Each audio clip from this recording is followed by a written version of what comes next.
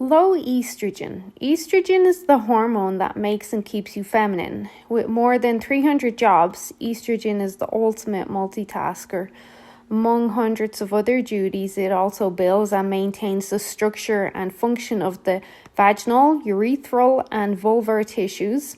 It stimulates and develops the female reproductive organs, preparing and maintaining the uterus for pregnancy, and along with its partner, progesterone, it regulates the menstrual cycle. It's way much more common for women to have too much estrogen than too little, even in men, at least until your last year of perimenopause. Think of estrogen as like a woman's life force, which means having too little can feel like a slow death. But it's not totally uncommon to see low estrogen. Most women don't notice the subtle dips in estrogen as they age, but some of us are exquisitely sensitive. If you've had a child and remember going through an emotional roller coaster postpartum, that was just a preview of the fun attractions coming in perimenopause, which typically begin between the age of 35 and 50, for some women even younger. Some women are extremely sensitive to their estrogen levels, which can be measured with the same accuracy as thyroid or progesterone.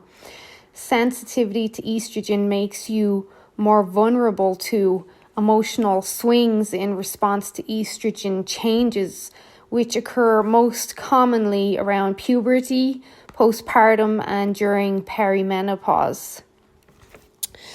When we use the term estrogen, most of the time we are referring to estradiol, the estrogen in highest concentration during the reproductive years. From puberty until perimenopause, 80% of the estrogen you make is estradiol, 10% is estriol, the main estrogen of pregnancy, and the other 10% is estrone, the main estrogen of menopause. Low estrogen can affect some of the areas most near and dear to our heart, especially our weight, our sleep, our sex drive, and fertility. So when we have low estrogen, many of us will have experienced sensitivity during sex because estradiol makes the genital skin sensitive, full of innervation and blood supply. When a woman's estradiol is low, the hormonal control centers in her brain assume that she's in danger, and the last thing we need to do is become pregnant. So the vagina becomes dry, and the nerves that densely populate the clitoris, the G-spot, and the labia minora, they start to disappear.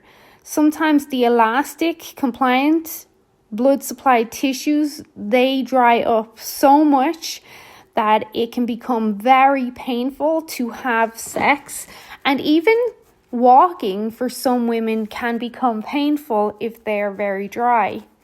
Then we have our mood. Estradiol fills your tank with serotonin, one of our feel-good neurotransmitters. And when estradiol starts to fade in perimenopause, serotonin levels drop. And this can sometimes lead to a type of depression and anxiety and apathy. In fact, many of my perimenopausal clients tell me that they feel like they're going crazy sometimes. Their moods are so erratic and unpredictable. Then we have our bones. I think most people know that estrogen is essential for bone health in women. Bone loss, whether mild, like osteopenia, or more serious, like osteoporosis, is a problem for women with low estrogen, especially after menopause, and many doctors will continue to monitor the levels and even do a bone density test to see where the bone structure and health lies. Then we have the fun hot flashes. Progesterone can play a part here, but most hot flashes are due to changes in estrogen combined with stress and blood sugar imbalances. But hot flashes, night sweats, insomnia, these have all been seen to be prominent in perimenopausal women because the thermoregulatory control center in the brain becomes unpredictable as estradiol levels start to decline. As our estradiol levels start to decline, our insulin sensitivity declines too. We become more insulin restricted. And we know, science has shown us that once that insulin resistance starts to happen in the brain, then we see hot flashes can occur, especially during times of stress. So as estrogen drops, so does our insulin sensitivity and also our cortisol levels of resiliency. So all this fun we have to look forward to. And then as our estrogen drops, it also changes our hunger and satiety hormone. So we can then experience more weight gain along with the changes in our appetite, along with this change in insulin sensitivity. And lastly, subfertility or infertility can happen even in the 30s. Diminished ovarian reserve can happen. So if you've been trying to get pregnant in your 30s, insulin can play a part, but so can this low estrogen, which could be a sign that your ovarian reserves have diminished. Low estrogen, just to be clear, it's not just because of perimenopause. There are many factors that can cause you to have low estrogen: an anovulatory cycle, chronic stress, undereating, overtraining. There can be genetic variants that can cause you to have low estrogen. So there are a lot of factors, and it can start to happen in your early 30s.